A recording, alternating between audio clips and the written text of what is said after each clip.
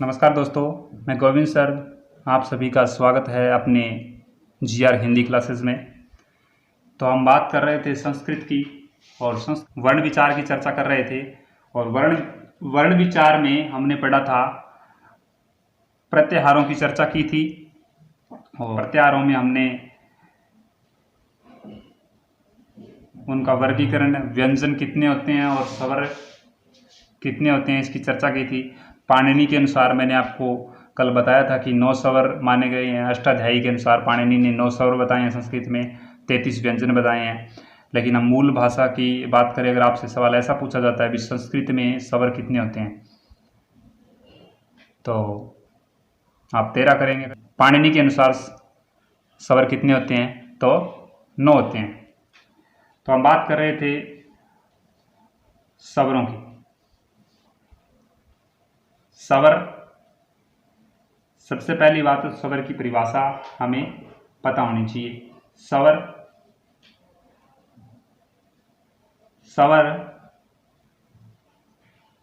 स्वयं राजन्ते इति स्वरा। स्वयं राजन्ते इति स्वरा। स्वर का मतलब है जो ध्वनियाँ अपने आप में राजन्ते, स्वतंत्र होती है। जो ध्वनियाँ अपने आप में क्या होती है, स्वतंत्र होती है, जिनको बोलने के लिए हमें किसी अन्य वर्ण की सहायता नहीं लेनी पड़ती, वो क्या होते हैं, स्वर। जैसे कि लिख देता हूँ आपके यहाँ सुविधा के लिए। जो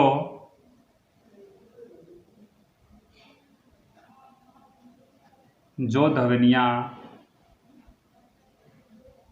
बिना किसी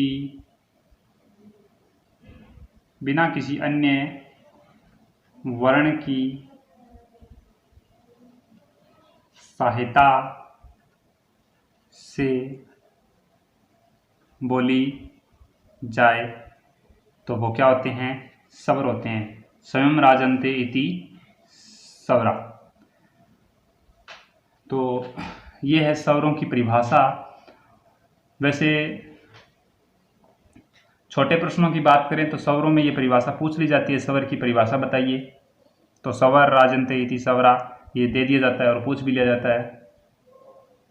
और स्वरों को हम कल चर्चा कर रहे थे, स्वरों को अच भी कहते हैं।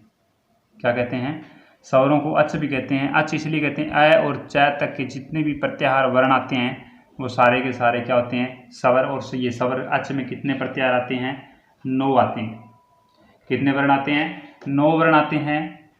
तो स्वरों के भेद, अगर स्वरों की भेद की बात करें हम, स्वरों का भेद कितने हैं, तो स्वरों के भेद हैं 3। इस प्रकार से एक इसकी परिभाषा मैं आपको बता देता हूँ कौन से भेद होते हैं। एक मात्रो भवतः, एक मात्रो भवेतः, हर्षवो द्विमात्रो दृग उच्यते। एक मात्रो भवेत हर्षवो द्विमात्रो दीर्घ उच्यते। त्रिमात्रस्तु प्लुतो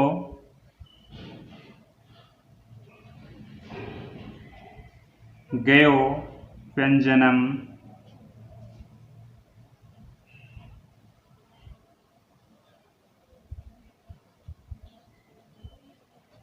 चा अर्धमात्रिकम। तो ये होती है स्वरों के भेद की परिभाषा। एक मात्रो भवेत हर्षवो द्विमात्रो दीर्घ उच्यते। एक मात्रा जिसमें लगी होती है वो क्या होता है, हर्षव होता है। जिस स्वर में एक मात्रा लगी हो वो क्या होता है, हर्षव। जिस स्वर में 2 मात्रा लगी हो वो क्या होता है, दीर्घ। त्रिमात्रस्तु, जिसमें 3 मात्रा लगी हो वो क्या होता है, प्लुत। गेय व्यंजनम च अर्धमात्रिक, और जिसके अंदर आधी मात्रा होती है, च अर्ध, तो जिसके अंदर आधी मात्रा होती है वो क्या होता है, व्यंजन होता है। तो उम्मीद करता हूँ आपको ये समझ में आया है। तो इसकी परिभाषा से हम डिटेल से और चर्चा करते हैं। जैसे नंबर 1 लघु, नंबर 1 इसमें आता है लघु। लघु को ये हम हर्षव कहते हैं, और छोटा स्वर भी कहते हैं, एक मात्रिक स्वर भी कहते हैं, और इसे मूल स्वर भी कहते हैं। कैसे भी पूछ ले हमसे प्रश्न, लघु स्वर बताइए, हर्षव स्वर बताइए, छोटा स्वर बताइए, एक मात्रिक स्वर बताइए, मूल स्वर बताइए, तो हमारा प्रश्न किसी भी हाल में गलत नहीं होना चाहिए। इस बात का थोड़ा आप ध्यान रखें। कितने होते हैं, इंपॉर्टेंट बात, 5 होते हैं। हिंदी में हमने पढ़े थे 4, इसमें कितने होते हैं, 5 होते हैं, जो इस प्रकार से होते हैं, ए, ई, उ, री और लृ। हिंदी में ये लृ नहीं था, तो इसमें कितने होते हैं, 5 होते हैं, और ये इसके नाम होते हैं। तो इस चीज़ का थोड़ा आप ध्यान रखें। ये होते हैं हमारे लघु स्वर कह दीजिए, हर्षव स्वर कह दीजिए। इसमें एक बात और ध्यान रखने वाली है, थोड़ा ध्यान रखें। कई बार बच्चों को कन्फ्यूजन होती है, बहुत बार मुझे बच्चे पूछते हैं कि सर ये हर्षव सही है या फिर हरिषव सही है, ये सवाल पूछते हैं। एक में रैक लगा हुआ है, एक में री लगा हुआ है। देखो शुद्ध शब्द ये है, लेकिन एनसीईआरटी ने इसको भी एक्सेप्ट कर लिया है, इसको भी मानने लगे, क्योंकि ये शब्द पहले मूल भाषा के अंदर, अगर वेदों की बात करें तो मूल भाषा के अंदर इसको हरिषव लिखा जाता था, बाद में इसे हर्षव, हिंदी में हर्षव बना दिया गया। तो दोनों ही सही है, लेकिन प्राथमिकता आप इसको देंगे। आप इसका स्क्रीनशॉट ले लीजिए।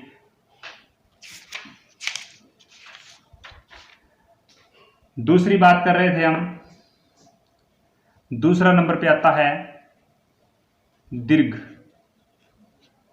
दीर्घ को हम बड़ा स्वर भी कह सकते हैं। एक मात्रा वो लघु होता है, तो इसे द्विमात्रिक भी कह सकते हैं, और इसे मूल रूप से संधि स्वर भी कहते हैं। ये बात ध्यान रखने वाली है। संधि स्वर बहुत बार पूछ लिया जाता है परीक्षा में, याद रखना, इस बात को इंपॉर्टेंट करें।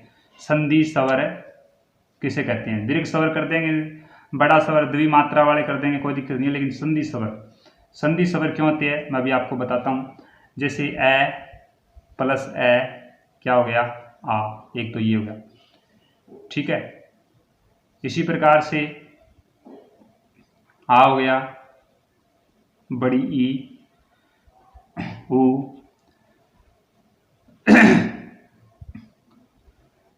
री, इसमें ये री, बड़ा री आ जाता है उसमें।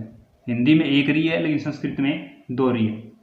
इसके बाद आता है ए और आई, ओ और औ। ये संख्या में कितने हो गए, 1 2 3 4 5 6 7 8। तो आपको पता होना चाहिए संख्या में कितने होते हैं। एक तो ये 8 संख्या में कितने होते हैं। ए मिलकर आ होता है, ई मिलकर ई होता है, उ मिलकर उ होता है, और री मिलकर री होता है। और ए आई ओ औ का हम पहले बता चुके हैं, फिर मैं आपको दोबारा बता देता हूँ। तो सबसे पहली बात इसमें ये पूछ लिया जाता है संधि स्वर बताइए। संस्कृत में कई बार प्रश्न पूछ लिया छोटा संधि स्वर, और इनका सीक्वेंस भी पूछ लिया जाता है, इनका क्रम पूछ लिया जाता है। ये हिंदी में लिखे जाते हैं ऐसे, और अगर लौकिक संस्कृत की बात करें तब भी ऐसे लिख देते हैं, लेकिन इनका सही अगर सूत्रों के हिसाब से बात करें, शिव सूत्र के हिसाब से या प्रत्याहार के हिसाब से बात करें, तो ये होता है ए ओ आई और औ, ये इनका क्रम होता है। ये आप ध्यान रखें। इनका निर्माण कैसे होता है, ए प्लस में ई, ए ए प्लस में ए आई और ए प्लस में उ ओ, ए प्लस में ओ औ।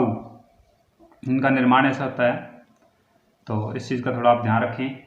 जिसके उच्चारण में 2 मात्रा का समय लगे, और या ऐसे भी कह सकते हैं जिसमें लघु से ज़्यादा समय लगे, उसे दीर्घ स्वर कहते हैं। तीसरे की बात करते हैं, प्लुत स्वर।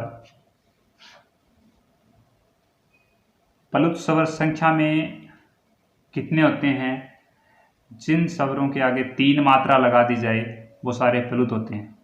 वैसे 8 मानेंगे, लेकिन इसका सही प्रमाणिक मैं अगर आपको बताऊं, जिन स्वरों के आगे अगर 3 लगा दिया जाए, जैसे ए 3 वहाँ लगा दिया, आ ई उ, अगर ऐसे लगा दिया जाता है 3, तो वो क्या हो जाते हैं? प्लुत स्वर हो जाते हैं। जैसे हमने शब्द बोला एक ओम, क्या बोला? ओम।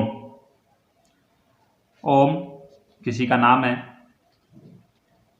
संज्ञा ओम। अगर यहीं हमने ये बोल दिया ओम, तो इसको कैसे बोलेंगे?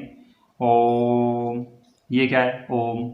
ये क्या है? ओम। एक लंबा उच्चारण हो रहा है ओ में, ओ में क्या हो रहा है? लंबा उच्चारण हो रहा है, इसीलिए कहते हैं। जैसे ओम नमः शिवाय, तो ये नहीं, लंबा उच्चारण। अगर किसी को, जैसे मैंने कहा ये राम खड़ा है, जैसे दूर से पुकारना हो किसी को राम, तो आप शब्द क्या कैसे लगा दीजिए, यानी ये ध्वनि क्या हो गई? किसी व्यक्ति को दूर से खड़े उसको पुकार रहे हैं, जैसे राम, तो ये प्लुत स्वर होते हैं। आप तो उम्मीद करता हूँ कि आपको ये चीज़ें समझ में आई होगी।